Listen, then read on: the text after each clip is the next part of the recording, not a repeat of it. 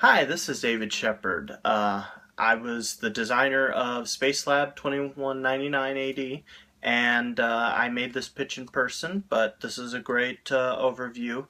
SpaceLab 2199 AD is actually a lighter to middleweight auction game that takes anywhere between 45 minutes to an hour, and that includes a learning game. It can play 3 to 6 players, and typically it's not going to be fresh to the game industry, but definitely something they can pick up after Catan.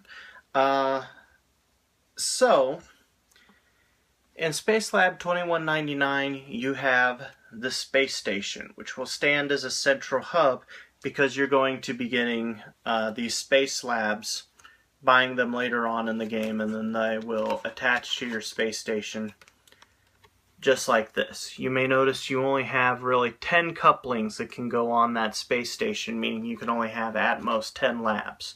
So the labs typically have a cost associated with them, as well as a payout range that ranges between the 3-seaters and the 1-seaters. And what I mean by that is every one of these cards, every one of these lab types may hold between 1 to 3 of those types of goods. So the 1s typically have the higher payouts, whereas the 3s have the lower payouts, but they can hold more.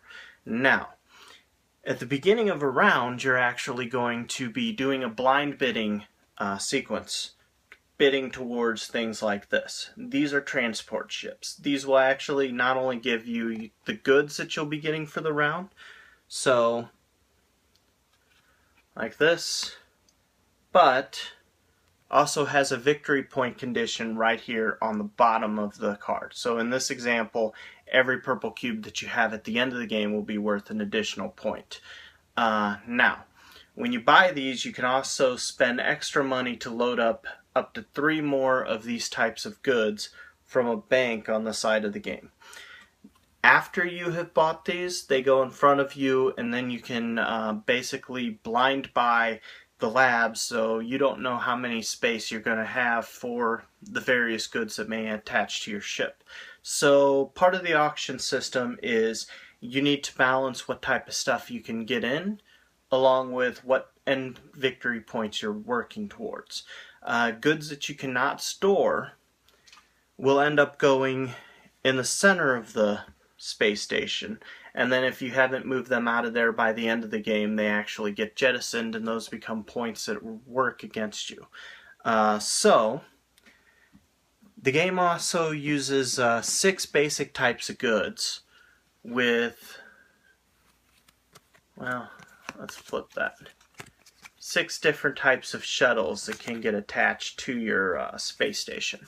So hopefully by the end of the game you've managed to gather points from the transport ships that you've gotten, along with the money that you have gathered throughout the game. It also gets transferred to points, along with every shuttle that you have filled to capacity will be worth a point. But you're going to lose points based on any equipment that you've jettisoned throughout the game. So at the end of it, count up points. Whoever is the winner, whoever has the most becomes the winner. That's basically my pitch. If you would like to see a more in-depth look at the game, go ahead and scan the QR code over to the right.